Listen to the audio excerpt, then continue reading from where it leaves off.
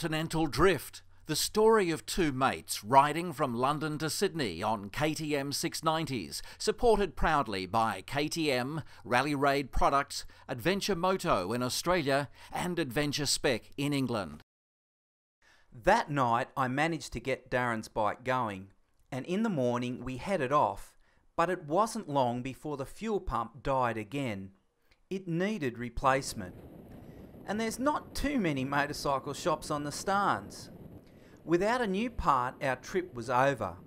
There was only one alternative: truck Darren's bike the 1,600 kilometres to Astana, the capital of Kazakhstan, and hopefully sort it out from there. And there was an added pressure. We needed to knock over these 1,600 kilometres to Astana in 48 hours. What's your name? My name is Arman. Saman. Arman. Your name? My name is Dima. Where are we going? Astana. Forever. Hello. Forever. Astana. Here we come. In a van. For the next 48 hours, Dima and Ahmed would immerse Darren in the Kazakh disco scene. I'd stay on the bike, and by the sound of that music, I'm glad I did.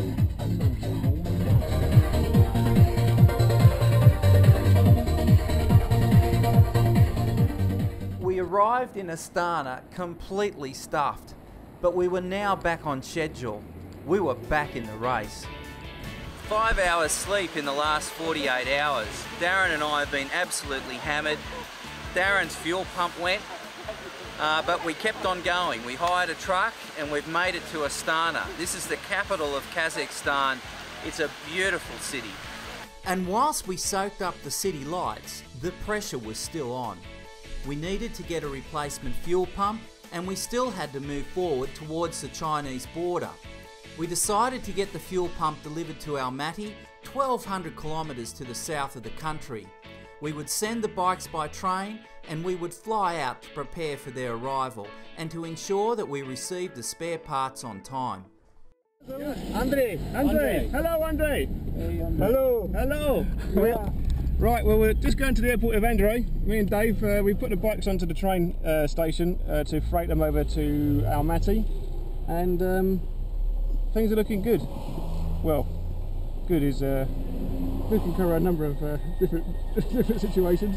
So we turn the page in the next chapter, and the way this story is run, I don't know where we're going to end up or what's going to happen next, but let's see how we go. After all, it is an adventure. We're in Almaty at the foothills of the Himalayas. We're probably just under halfway or just over halfway for our journey, and it's been a tumultuous one. We've had mechanical problems, we've had visa problems. It's sometimes really challenging, but we've managed to work our way through them. The good news is that our parts for Darren's bike have arrived, and now all we've got to do is cross our fingers that the Kazakhstan train system actually manages to get Darren's bike down here to Almaty. Oh, Darren, come on. Having the fuel pump in my hot little hands was a relief. In Russia, Alex had taught me how to change them. It's a relatively simple procedure, and now all I needed was Darren's bike. From now on, we would be filtering our fuel to prevent this happening again. Now all we needed were the bikes. Would Kazakh Rail come up with the goods on time? My blood pressure was starting to rise. We're sincerely hoping that in this caboose are our two motorbikes. It's kind of a mixed sort of Christmassy sort of feeling at the moment, a few butterflies. But that's one challenge if the bikes are in there. The other challenge is how the hell are we going to get them down off that drop? It must be over 4 foot.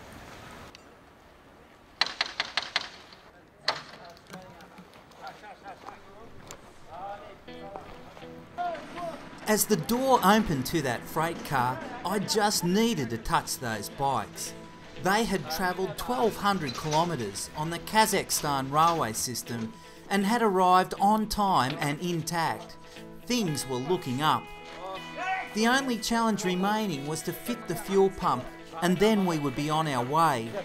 The Kazakh people are happy and hard-working and always willing to help, and I will never forget their kindness when Darren and I were at our lowest point.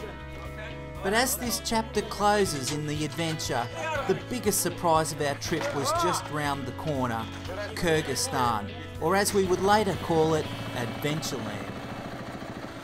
It's a big relief to get this baby going again. Obviously we'll have to start filtering the fuel every time we fill up. The filter was black, so obviously taking the dirt inboard and causing problems on no end. In Russia and Kazakhstan, Darren and I had paid the price of not filtering our fuel, causing fuel pump failure. We now had 6 days to get to the Chinese border, and we simply didn't have the luxury of any more downtime. It was great to leave the Stans, that huge flat grassland that had been our home for 3 weeks. Mountains were now close by, but these weren't any mountains, these were the Tian Shan Mountains, sisters to the Himalayas.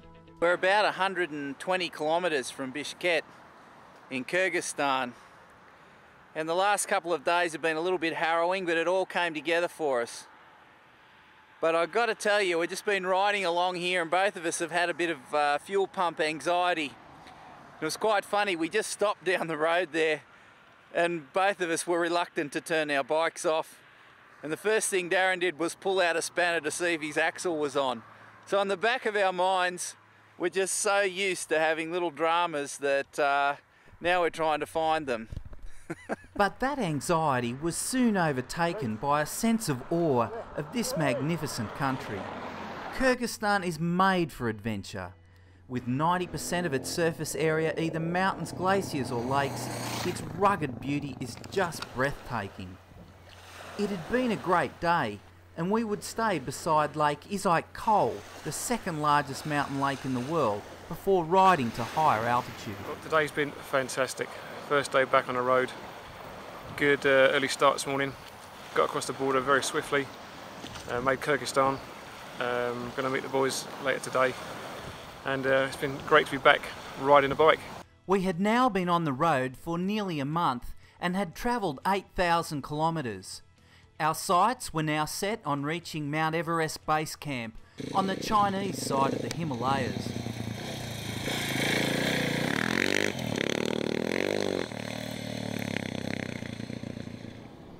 With just 5 days to go before we entered China, our next task was to meet up with the 2 Yorkshire riders, John Pullen and John Midgley, who would accompany us through China. Riding through China is very costly, as you are required to have a guide and 4-wheel drive support. 4 riders reduced individual costs considerably. Well, we've grouped into 4 now. The 2 blokes from Northern England have joined us, the 2 Johns, in preparation for our trip through China. It's nice to have a bit of additional company. They're top blokes.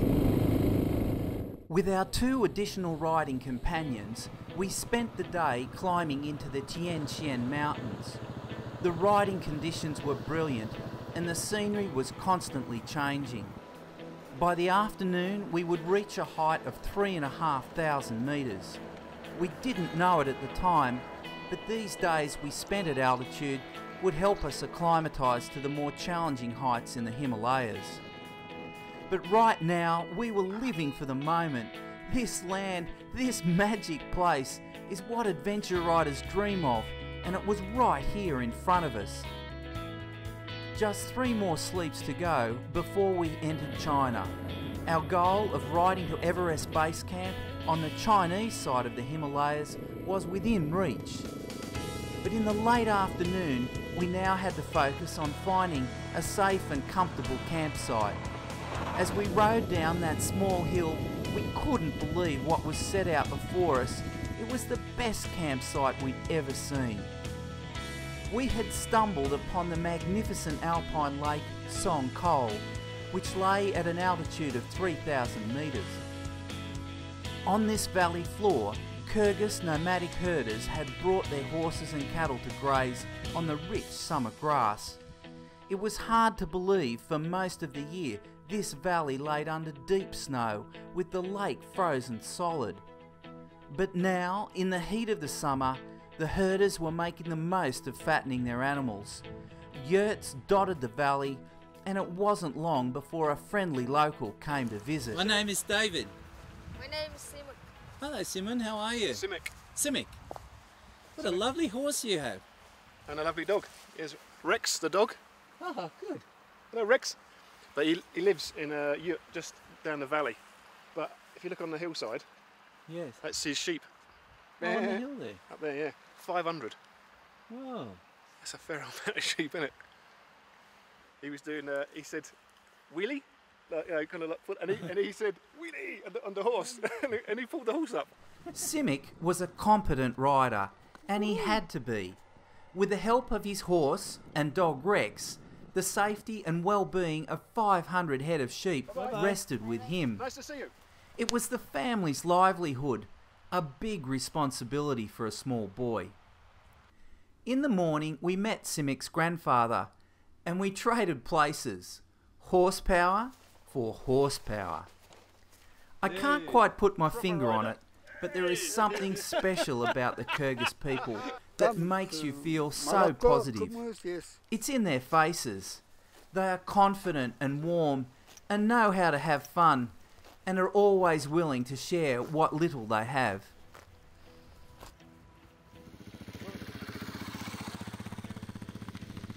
In planning for this trip, Darren and I had completely underestimated what Kyrgyzstan had to offer. If we would have known, we would have extended our stay. This place has everything an adventure rider could ever ask for. My brakes! Oh, you need a bit of brake around here.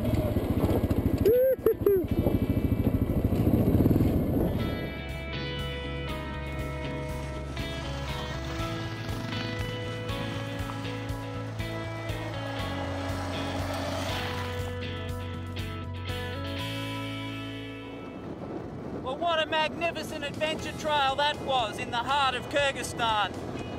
We've been so fortunate to find that.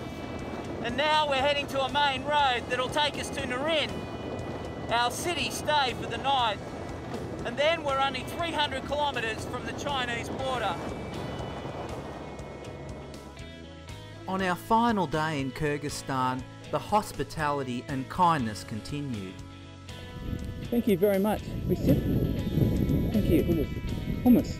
Thank you. My manners got the best of me. I thought it would be rude not to take food that was offered, but I would regret taking that sip of hummus. My stomach didn't cope too well with unfamiliar food. I already had runs on the board in the Ukraine, where I nearly crapped my pants. But by tomorrow I'd be well on the way to smashing a century of runs, and I would get to know the Chinese medical system intimately. We are now at 3,000 metres. We're not far from the Kyrgyzstan exit point, which is, I think, somewhere up there. Tomorrow we would start the next chapter of our adventure by leaving Kyrgyzstan over the 4,700 metre Tulgat Pass before heading to Kashgar in western China, a famous Silk Road city.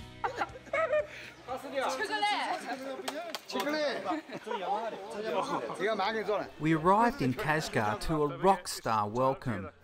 The burgeoning Chinese middle class had taken to four-wheel drive adventures like ducks to water, and they loved our bikes. But for my life, the past 2 days hadn't been pleasant. I was paying dearly for the Kyrgyz hummus. I've been crapping now for 2 days, shooting out water at these most unusual toilets. It's been excellent. Hopefully life will improve. Bloody bad, honestly. But it didn't, and I became badly dehydrated.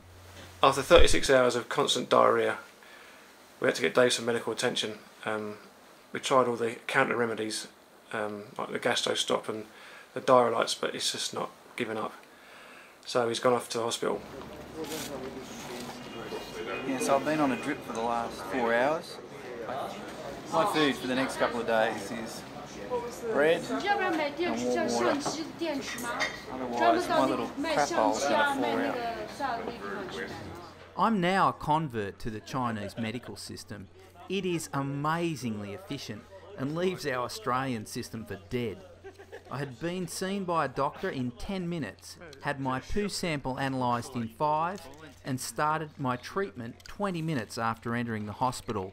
To cap it off, the fusion of Eastern and Western medicine made for a much quicker recovery.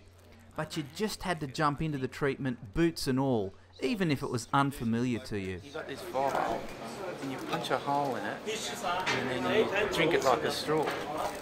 Regrettably, due to my illness, we didn't get to explore this important Silk Road city that linked ancient trade routes from Eastern, Southern and Western Asia, and had been home to Marco Polo in 1273 and Genghis Khan around the same time. We now had 10 days to ride onto the Himalayan plateau and reach Mount Everest Base Camp in Tibet. National Highway Road G219 winds its way through the Himalayan plateau and would take us to Mount Everest Base Camp. In recent years, China has invested heavily in road building, but the Himalayas are a challenge to tame, and recent heavy flooding had destroyed roadworks, and we were in for some challenging times. We're about 100 kilometres out of Yaching, and we've just reached the foothills of the Himalayas. I think we're at about 2,400 metres, and we're climbing. I think that'll be the last of 2,400 metres. I think for the rest of the 10 days we'll be at 3,000, 3,500 plus.